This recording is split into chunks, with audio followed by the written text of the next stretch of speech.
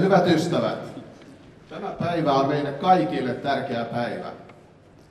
Tänään aloittaa tehtävässään Aalto-yliopiston ensimmäinen rehtori.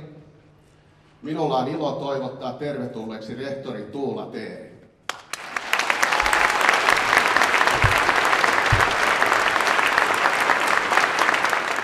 OPS on tuonut Aalto-yliopiston uuden rehtorin tänne kampusalueen katolle. Ensimmäinen työpäivä takana.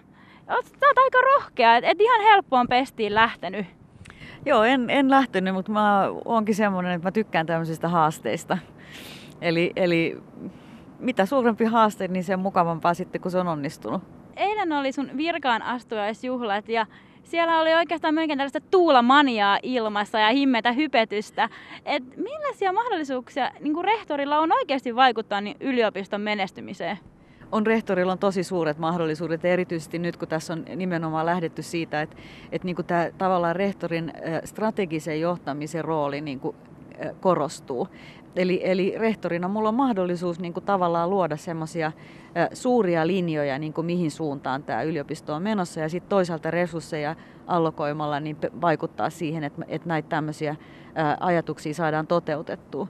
Mutta se on niin kuin ihan selvää, että eihän mitään organisaatio yksi ihminen saa muuttumaan tai millään tavalla muotoutumaan, että se on aina tiimityötä.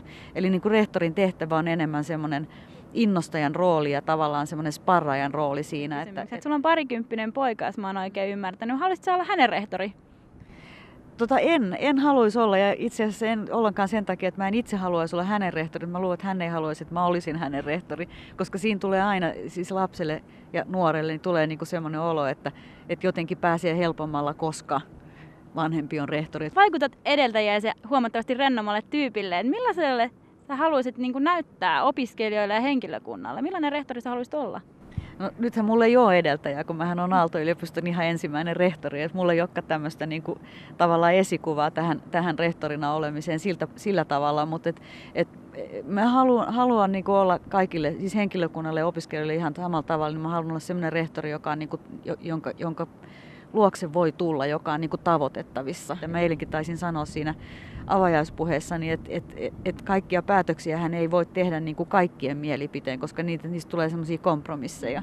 Mutta kyllä mä ihan vakavasti kuuntelen ihmisiä ennen kuin mä teen päätöksiä. Sulle tulee hirveästi paineita. Et pelottaako ne paineet sua? Siis mua ei ylipäätäänkään yleensä pelota sen takia, että mä en niinku ryhdy sellaisiin hommiin, mistä mä en usko, että mä selviän. Ja sitten toisaalta niin ne hommat pitää ollakin sillä tavalla vaikeita, että se ihan oikeasti on haaste. Ja sitten on semmoinen asia, että niinku onnistuminen tietyllä tavalla niin oikeastaan melkein edellyttää sitä, että joskus myös epäonnistuu. Niin minkä takia eri tahot on niin eri mieltä tästä säätiömallista? No varmaan yksi syy, minkä takia ylipäätäänkin tämmöisistä asioista ollaan eri mieltä, on se, että kun se on uusi asia, niin sitä ei oikein tunneta vielä eikä tiedetä, että miten se toimii. Et Suomessahan tämmöisiä säätiöyliopistoja on ollut tosi vähän ja niistä on sen takia vähän kokemusta, mutta kyllä mä näen, että tämä säätiömalli niin kuin tietyllä tavalla niin antaa yliopistolle sellaista itsenäisyyttä, joka on hirveän hyödyllistä siihen akateemisen niin kuin vapauden ja kaiken sen toiminnan suunnittelemisen kannalta, että mä oon kyllä tietysti sen kannattaja, muutenhan mä tässä en istuisi. Opiskelijat myös itse sitoutuvat siihen opintoon. Meillä on niin korkeatasoinen innostava opetus, että oppilaatkin ovat sinne innolla joka aamu kello 8 tulossa luennolle. Sä olet puhunut paljon perusopetuksen tasosta. Millainen sun mielestä on hyvä perusopetus? Siis siinä on nämä elementit, mitkä mun mielestä puuttuu ainakin Ruotsissa ja varmaankin Suomessa, kun siitä niin paljon puhutaan, että tavallaan että se oppilas tai opiskelijat otetaan sen yliopiston ihan oikeasti suojiin. Eli sillä tavalla, että sillä on läheinen yhteys opettajiin. Et se on mun mielestä yksi sellainen ihan perusedellytys. Ja sitten toinen on tämä, että tämmöisessä yliopistossa, niin kuin mikä Aallostakin nyt on kehittymässä ja mitä itse asiassa nämä yksittäiset korkeakoulut on ollut ja tämmöisiä tutkimus- tai taideyliopistoja, niin ne parhaat voimat sieltä, ne parhaat professorit pitää saada opettamaan. Ja siinä on ollut tavallaan tämä ongelma, että rahoituskuvioista johtuen niin se on rasittanut professoreita todella paljon se resurssien hakeminen. Ja silloin siinä helposti käy niin, että ne, jotka niin kuin eniten saa niitä resursseja, niin ne ei enää jaksa eikä ehdi opettaa. Ja mä toivon, että tällä perusrahoituksen nostolla päästäisiin siihen, että professorilla olisi riittävät resurssit, jotta siinä sitten se aika ja innostus ja kaikki niin kuin riittäisi sen tiedon jakamiseen myös ihan perusaineopiskelijoille. Tällä hetkellä tuntuu, että yliopiston pitää yhtä aikaa tehdä yhteistyötä kansainvälisesti, että kilpailla kansainvälisesti. Niin minkälaisen suhteen sä näet tässä yhteistyö- ja kilpailun välimaastossa? Joo, se on samanlaiset ajatukset niin kuin tässä yliopiston perustamisessa. Pitää etsiä niitä synergioita.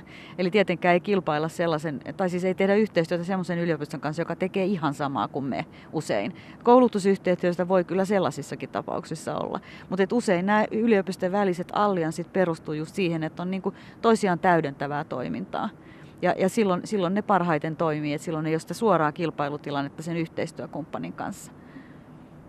TKK:lla ei ole ollut naisrehtoria aikaisemmin, nyt Aalto-yliopisto sai ensimmäisen. Millaisia mahdollisuuksia koet, että sulla on vaikuttaa sukupuolten väliseen tasa-arvoon yliopistossa? No siis itse asiassa sehän, että mut valittiin Aalto-yliopiston rehtoriksi ensimmäisenä naisena, niin sehän on ihan semmoinen, niin kuin silloin semmoinen symbolinen arvo, että se, niin kuin näiden lasikatoista puhutaan aina, niin tässä on nyt tavallaan yhden lasikaton läpi menty. Ja niillä on iso symboliarvo, että on esikuvia siihen, että naiset pärjää ihan yhtä hyvin kuin miehetkin. Mutta sitten tietenkin yliopiston rakenteita niin kuin suunnittelemalla sen tasa-arvon pohjalta, niin tietysti mulla on suuret mahdollisuudet siihen vaikuttaa ja aion näin tehdäkin. Et nimenomaan yrittää miettiä sitä, että mitkä ne on ne esteet, miksi esimerkiksi naisia paljon menetetään siinä vaiheessa, kun väitöskirjan jälkeen pitäisi ryhtyä tutkijan uralle, niin mitkä ne tekijät siinä on ja minkä takia sitten ehkä sellaiset, jotka tutkijan uralle lähtee, naiset ei välttämättä sitten kuitenkaan nouse niihin professorin virkoihin. Että tämmöisiin rakenteisiin täytyy kiinnittää huomiota ja puuttua. Ja sitten opiskelijatoiminnassa? Täällä on erilaisia herrakerhoja tää Otaniemi täynnä ja Teekkarin laulukin on aika rasistinen, että siinä puhutaan neekereistä, niin onko sulla niinku tällaisiin opiskelijakulttuurin niinku ehkä kyseenalaisiin ilmiöihin niin jotain vaikutusmahdollisuutta? Ei mulla varmasti opiskelijoiden niin kuin kulttuurin sinänsä mitään käskyvaltaa ole, enkä mä sillä tavalla muutenkaan aio johtaa, vaan että totta kai mä toivon, että niin kuin monimuotoisuutta arvostettaisiin ja toisia ihmisiä kunnioitettaisiin, että se olisi niin kuin sellainen perusarvo tässä yliopistossa. Ja sitä kautta sitten tuommoiset asiat varmaan korjaantuu, kun ehkä se on osittain myös sitä, että niin kuin Suomessa ei olla ihan niin kansainvälisiä vielä, niin on tuommoisia jäänteitä tämmöisistä vanhoista asenteista, mutta kyllä mä totta kai toivon, että tämmöisistä päästäisiin eroon. Aalto-yliopistossa sitten tulee maailman paras yliopisto, niin sille varmaan niin kuin tehdään patsas. Niin millainen se patsas olisi? Niin se olisi nyt sellainen sulle pieni tehtävä. Pitäisikö hetken tätä?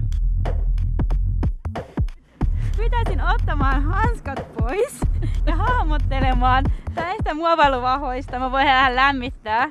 Niin Aalto-yliopiston patsaan. Minkälaista väriä saisi olla? Mä teen tullut sulle nyt tämmöisen tosi yksinkertaisen patsaan, missä on ideana ihan tämmöinen tosi niin kuin graafisesti yksinkertainen tämmöinen, että tää on niin kuin nuoli ja sitten tää on samalla niin kuin vuori.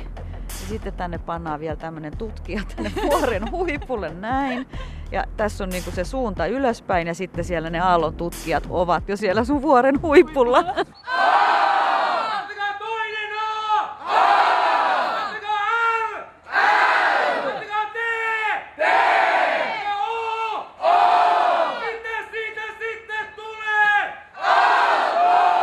Sait eilen haalarin. Et näkeekö sut nyt vappuna sitten haalarissa? No jos mä oon vappuna Suomessa, niin kyllä sellainen mahdollisuus on, jos opiskelijat mut siihen haastaa. Sanotaan näin. Hyvä.